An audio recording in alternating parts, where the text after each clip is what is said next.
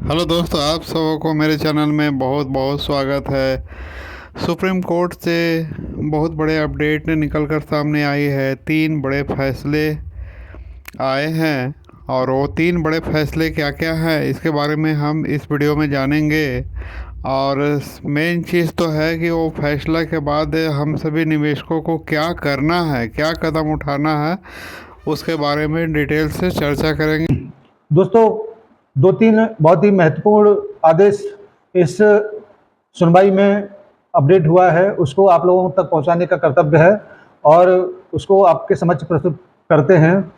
एक बहुत महत्वपूर्ण डिसीजन हुआ है कि पूरे हिंदुस्तान भर में जो भी उपभोक्ता फोरम के मामले हैं या निचली अदालतों में सहारा के खिलाफ पेमेंट को लेकर जो भी कार्रवाई चल रही थी, उसके ऊपर माननीय सुप्रीम कोर्ट ने रोक लगा दी है।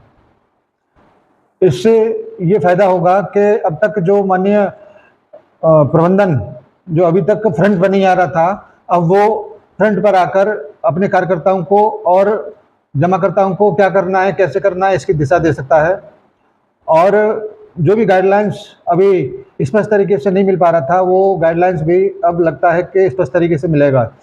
पहले क्या हो रहा था कि जिसके मन में जो आ रहा था, वो जहाँ पर भी छोटी अदालतों में जाकर लोगों के खिलाफ एफआईआर वगैरह करा के केस दायर करने का काम कर रहे थे। लेकिन अब जितनी भी कार्रवाई होगी वो केवल और केवल सुप्रीम कोर्ट में ही होगी। निचली अदालतों में जो कार्रवाई पेमेंट को लेकर थी, उसको पूरी तरह से रोक दिया गया है।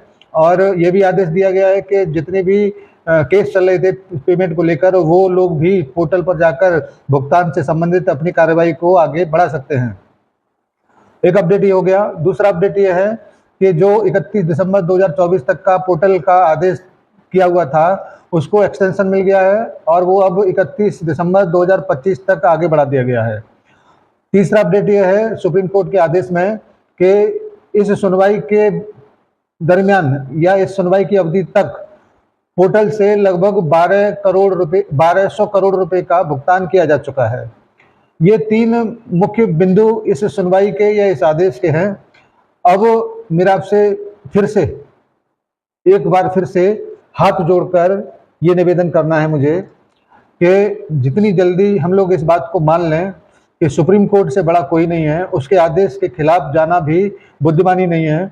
इसलिए अब पोर्टल पर फोकस किया जाए और अपने सम्मानित जमाकर्ताओं के भुगतान के लिए जो भी आप कर सकते हैं, जो भी जितना भी आप कर सकते हैं, जितने भी आपकी क्षमता है, पावर है, प्रतिभा है, उसका आप इस्तेमाल करिए और पोर्टल पर जाकर अपने सम्मानित जमाकर्ताओं की डिफिशियंसी को दूर करने का काम करिए। अब ऐसा भी प्रतीत होता है कि सारंगी परिवार भी इसमें जोर लगाने का कोशिश करेगा और जो 3 साइडें संस्था की तरफ से मेन कार्यालयों पर उपलब्ध कराया गया है, वो छोटे छोटे कार्यालयों के लिए भी ओपन किया जाएगा, जिससे कि अधिक से अधिक सामान्य जमाकर्ताओं की डिफिशियंसी को दूर किया जा सके। अगर ये कदम उठा लिया जाता है तो ये संभावना अधिकतर ये होगी कि बहुत जल्दी 5,000 करोड़ रुपए के लगभग का भुगतान किया जा सकेगा।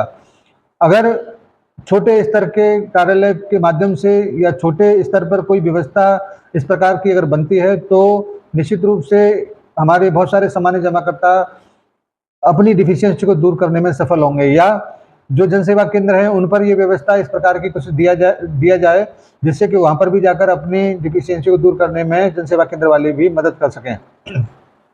अगर मंशा जो भी पोर्टल से संबंधित कार्य देखने वाले हैं, चाहे वो सरकारी महकमा हो, चाहे वो संस्थागत महकमा हो, अगर वो रखते हैं तभी पोर्टल से डिफिशियंसियों को दूर किया जा सकता है।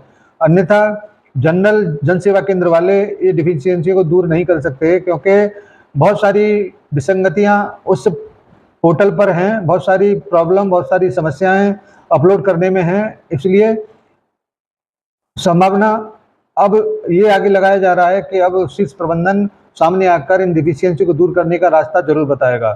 साथ ही साथ जो रेंज 50,000 रुपये तक थी, वो रेंज भी कुछ सरकारी सहमति के आधार पर 2.5-3 लाख रुपए की अगर हो जाती है, तो बहुत बड़ा एक सुकून, बहुत बड़ा एक राहत सामान्य जमाकर्ताओं को होगा, क्योंकि वो अपनी ज़रूरतों को पूरा करने के लिए 50,000 रुपये का अमाउंट सफिशिएंट नहीं मानते। उनको ज़्यादा से ज़्यादा रकम जो उन्होंने अपने भविष्य के लिए रखा हुआ था, उसको प्राप्त करने के लिए है। और वो होगा तभी जब पोर्टल से अधिक से अधिक धनराशि जारी किया करने का एक साधन उपलब्ध होगा तब।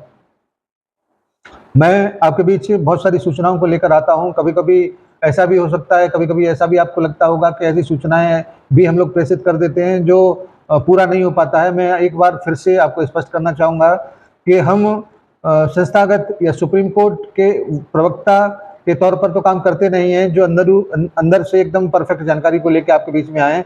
हम लोग सूत्रों के माध्यम से, अपनी क्षमताओं के माध्यम से जहाँ तक हम लोगों की पहुँच है वहाँ तक जाकर उन सूचनाओं को लेकर आते हैं। काफ़ी सूचनाएं ठीक साबित होती हैं, मगर कुछ सूचनाएं ऐसी होती हैं जो शायद गलत भी आपको लगता होगा, लेकिन कोशिश अगर करते हैं तो सूचनाएं मिलती हैं। कोशिश नहीं करते तो बहुत सारे वरिष्ठ आज की डेट में मुंह पर टेप चिपकाए बैठे हैं, वो भी इन सूचनाओं को प्राप्त कर सकते थे, लेकिन ऐसा नहीं हुआ। इसी वजह से हम लोग जहाँ पर भी हमको संभावना दिखती है कि यहाँ से सूचनाएं मिलेंगी, वहाँ पर बात करके आपके बीच में अपनी बातों को रखने का प्रयास करते हैं। इसलिए आपको शिकायत नहीं होना चाहिए कि सूचनाएं गलत साबित हो जाती हैं।